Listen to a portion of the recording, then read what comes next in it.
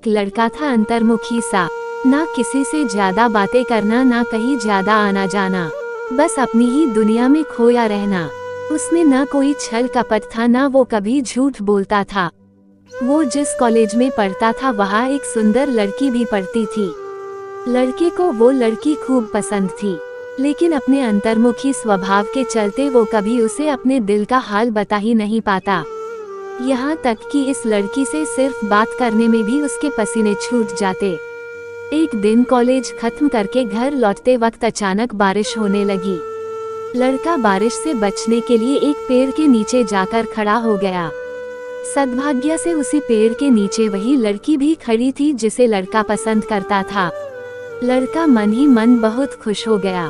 लड़की भी लड़के के तरफ देखकर मुस्कुराई। लड़का कुछ बोल नहीं पा रहा था, तभी लड़की ने ही लड़के से बात करना शुरू कर दिया। लड़की ने बताया कि वो लड़के को जानती है।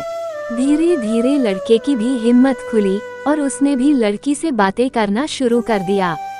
बातों ही बातों में लड़के को पता चला कि सिर्फ वो ही नहीं, लड़की भी उसे पसंद करती है, क्योंकि लड़की की बातों से साफ पता चल रहा था कि वह भी लड़के के बारे में काफी कुछ जानती थी। जो तभी होता है जब कोई किसी में इंटरेस्ट रखता है।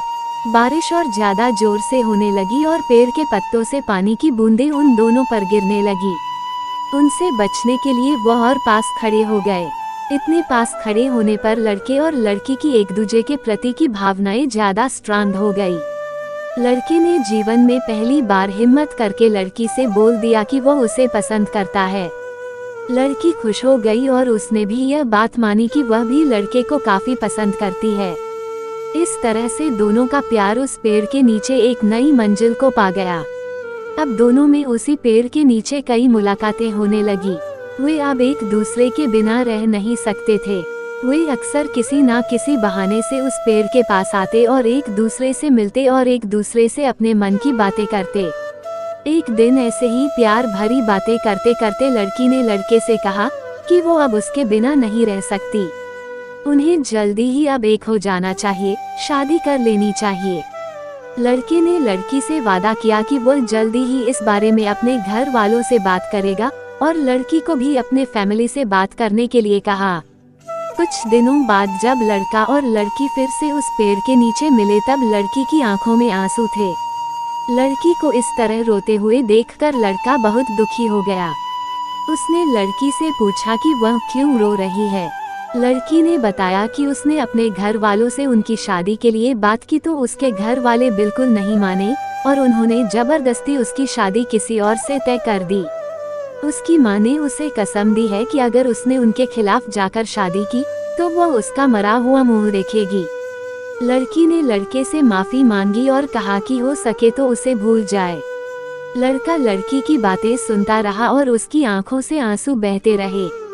लड़के को रोते हुए छोड़कर लड़की अपने आंखों में आंसुओं के साथ अपने घर लौट गई। लड़की की शादी तय हो गई। शादी का दिन आ गया।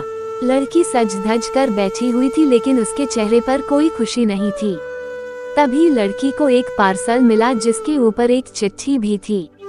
लड़की ने उस पार्सल से चिट्ठी को निकाला और उसे खोलकर पढ़ा। चिट्ठी उसके प्रेमी की यानी उसी लड़के की थी। चिट्ठी में लिखा था, तुम शादी कैसे कर सकती हो? तुम अपनी शादीशुदा जीवन में कैसे खुश रह पाओगी जब तुम्हारा दिल तुम्हारे पास है ही नहीं? क्योंकि तुम्हारा दिल तो मेरे पास है। मैं तुम्हारा दिल लौटा रहा हूँ ताकि तुम अपने पति को भविष्य में प्यार कर सको और तुम्हारी शादीशुदा जिंदगी अच्छी चले। लड़की ने उस पार्सल को खोला और देखकर वो बेहोश हो गई। उस पार्सल में उस लड़के का खून से लथपथ दिल था जो उसने निकालकर उसे भेजा था। दोस्तों, हर प्रेम कहानी का अंजाम अच्छा नहीं होता है, लेकिन क्या आपको लगता है कि लड़के ने जो कदम उठाया वह सही था? किसी के लिए प्यार एक अट्रैक्शन हो सकता है, किसी के लिए टाइम पास तो किसी के लिए प्यार जिंदगी होता है। दोस्तों, आखिर तक कहानी सुनने के लिए धन्यवाद। यदि आपको कहानी पसंद आई हो तो एक लाइक जरूर करें और चैनल को सब्सक्राइब कर लीजिए।